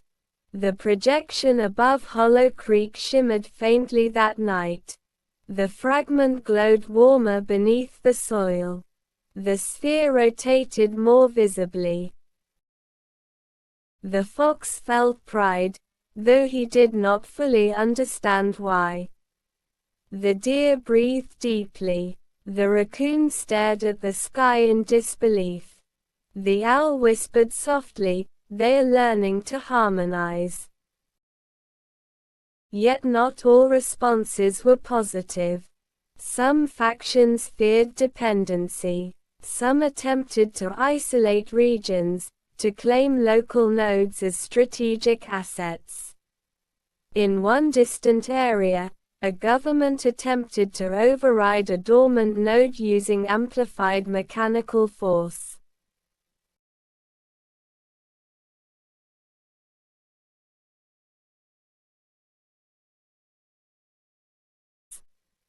The result was immediate. Their equipment shut down. Power grids in that region destabilized briefly, not violently, but enough to demonstrate consequence. The unstable path flickered brighter for a moment, then dimmed. The message was clear. Control would fail. Cooperation would function. In Hollow Creek, the woman returned once more, standing alone at the tower's edge. She carried no equipment this time. Only a notebook. She sat quietly near the clearing, writing as the tower emitted a low harmonic tone. The fox approached within sight. She looked up and smiled faintly. No fear, no claim, just acknowledgement. The sphere pulsed softly in response. The projection appeared one final time that week. This time it showed something simple.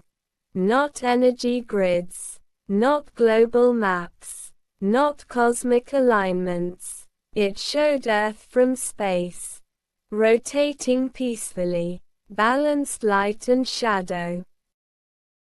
Then, slowly, the geometric symbol that had first appeared in the sky completed itself once more. Perfect symmetry. Then it dissolved, not because contact was ending, but because constant reassurance was no longer necessary. The network remained active, the watchers remained present, but the responsibility had shifted fully to those on the ground.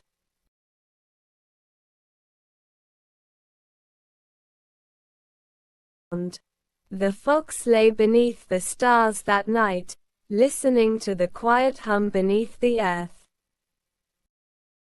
The deer rested nearby. The raccoon finally slept without twitching. The owl scanned the horizon, calm. The world had not been saved. It had been offered balance. And for the first time in its long history, humanity was choosing to listen. The first real sign that the world had changed did not come from the sky. It came from silence. Not the silence of fear. Not the silence before disaster. But the absence of constant tension. Months had passed since the woven craft descended over Hollow Creek. The tower still stood at the center of the valley, calm and radiant, its glass surface reflecting sunlight by day and stars by night. The sphere at its base pulsed steadily.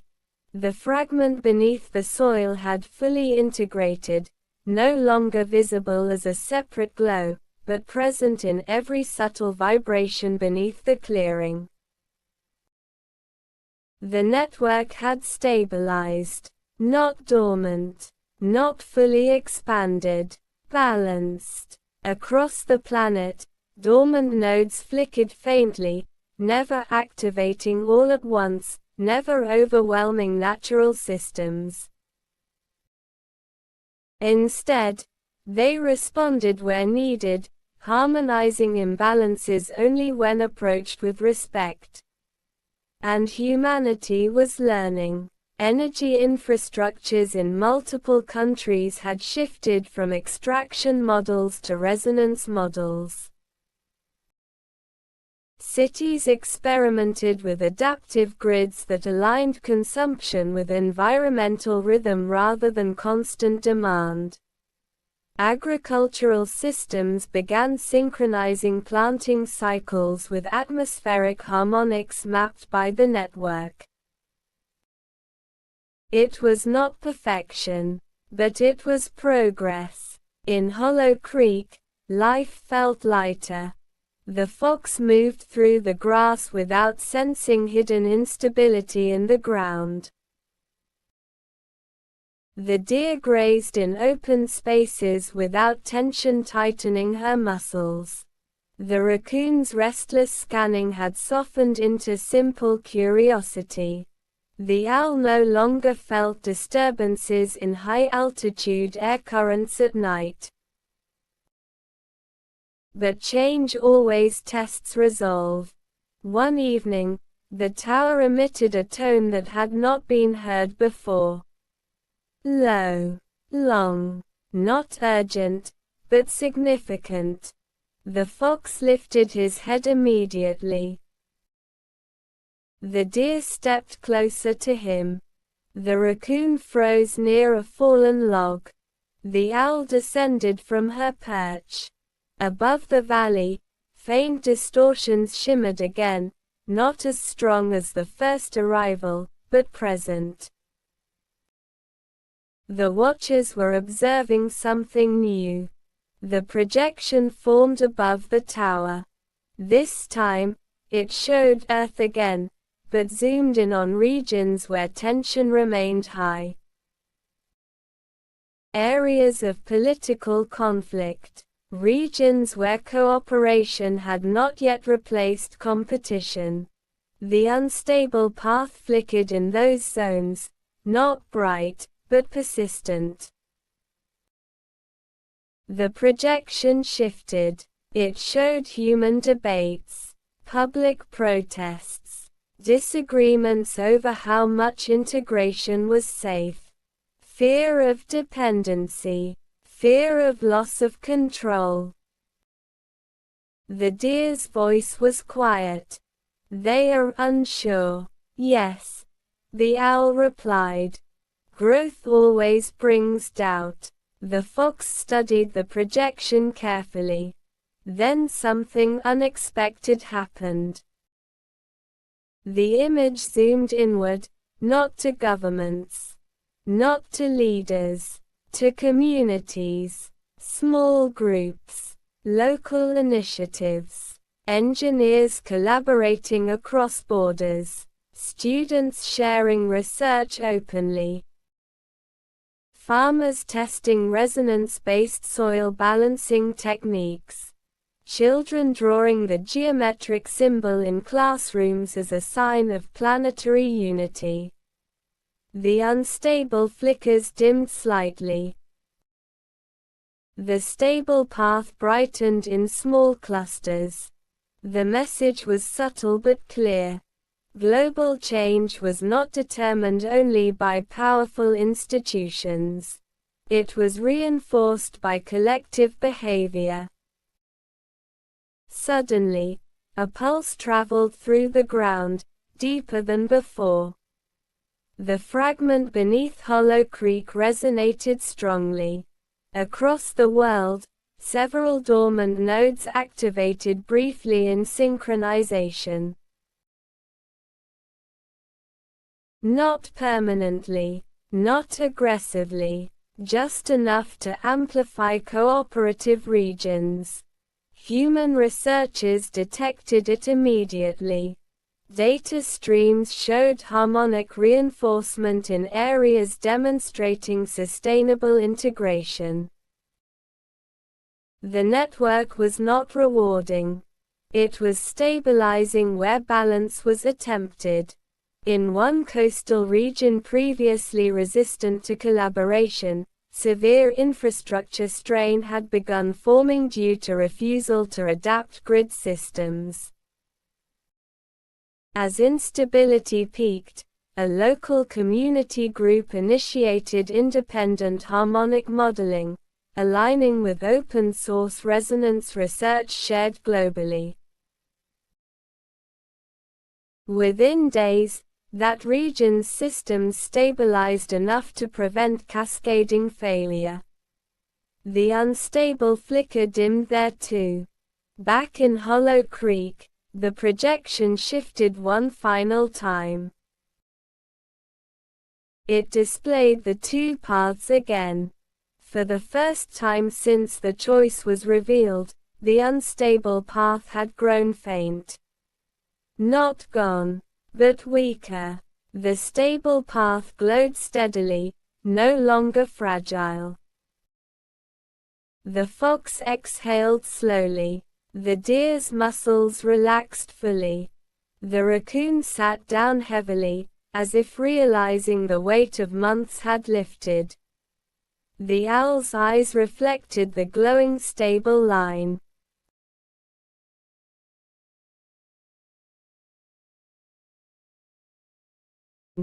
Above the valley, a faint shimmer appeared, the same woven distortion from months ago. But no craft descended. Instead, a single beam of soft light touched the tower's peak. Acknowledgement. The network responded with a harmonic tone that vibrated through soil, water, and air simultaneously. Across the globe, sensors recorded a synchronized pulse, not disruptive, not overwhelming. Affirmation. Human observers watched in silence. No panic, no scramble for weapons. Only understanding. The woman who had first knelt in Hollow Creek stood once more at the valley's edge. She had returned often over the months, not as a commander, but as a witness. She removed her helmet again, though she rarely wore it now the boundary no longer resisted. She stepped forward easily. The fox approached from the opposite side of the clearing. For a brief moment, they stood within sight of one another. No language shared, no direct communication, but shared awareness. The sphere pulsed gently between them. The projection faded. The shimmer in the sky dissolved. Night settled peacefully. The network did not shut down. It did not escalate. It simply continued humming, integrated with Earth's natural systems, aligned with human intention where possible. The deer lay down in the grass. The raccoon climbed into his tree without anxious scanning. The owl returned to a higher branch, confident in the air currents. The fox remained awake a little longer, gazing at the stars. He sensed something different now, not anticipation, not uncertainty, steadiness. The watchers beyond the atmosphere were no longer evaluating readiness. They were observing maturity. The gift had never been technology. It had been balance. And for the first time, humanity was proving capable of holding it. Years passed, not in chaos, not in dramatic leaps, but in steady alignment. Hollow Creek remained untouched by development.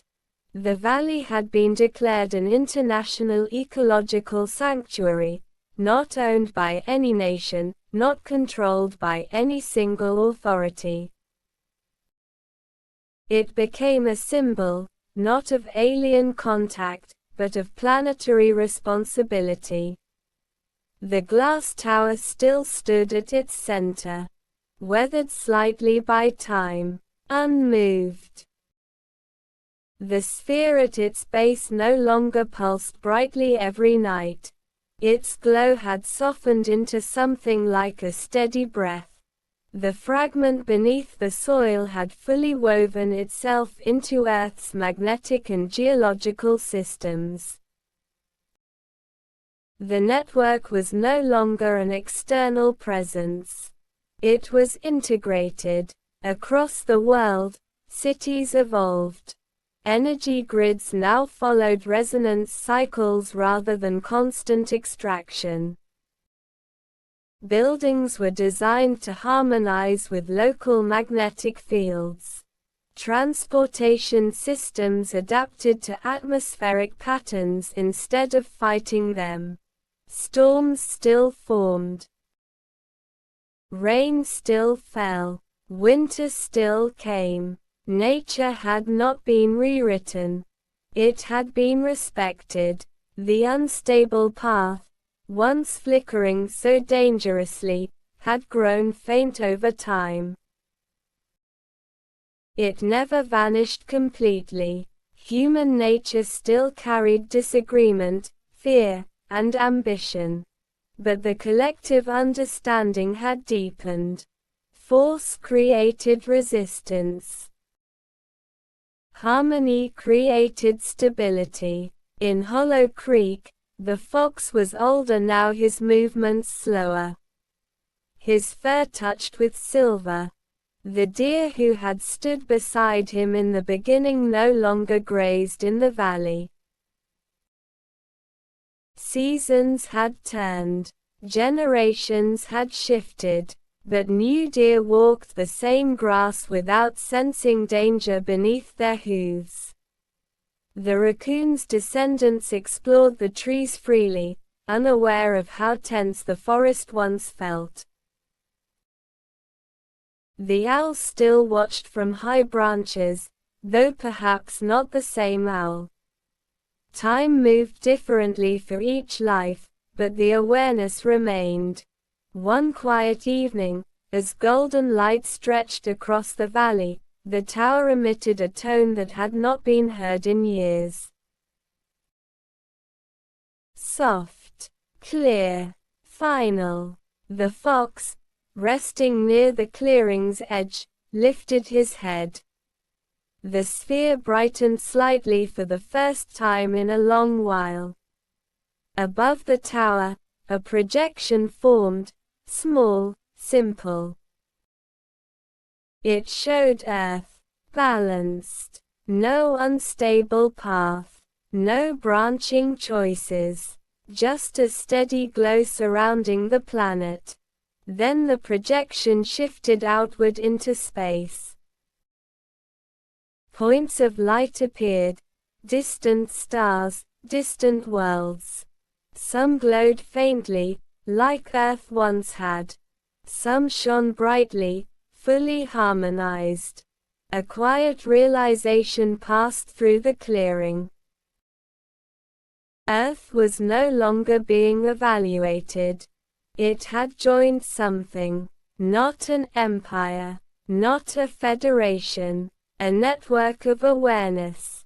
The fox stood slowly, feeling the ground beneath his paws. Solid, calm, alive.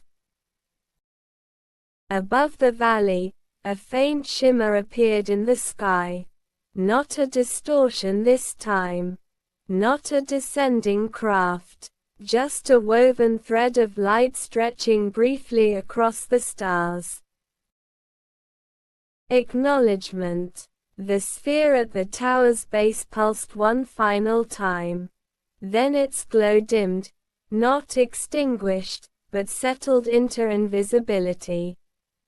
The tower's glass surface shifted subtly, its internal patterns fading until it appeared like simple stone and crystal blended into the earth. It was no longer an active beacon. It did not need to be. The network was everywhere now, integrated into human systems, environmental cycles, planetary balance.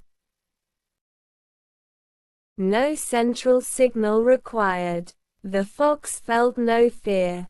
Only peace. The tone faded into silence. The shimmer in the sky dissolved. Night returned to Hollow Creek as it had countless times before, stars steady, wind gentle, water flowing. But the silence was different. It was complete. Not because the story had ended, but because it no longer needed to announce itself. The responsibility had fully transferred. Humanity no longer looked to the sky for permission. It looked to the earth for guidance. And listened. The fox lay down beneath the stars one last time, sensing the steady harmonic beneath the soil, no longer foreign, no longer separate. Simply part of the world. The tower stood quiet. The valley breathed. And far beyond, among distant stars, Earth shone, not as a warning signal, not as a fragile experiment, but as a balanced voice within a greater chorus.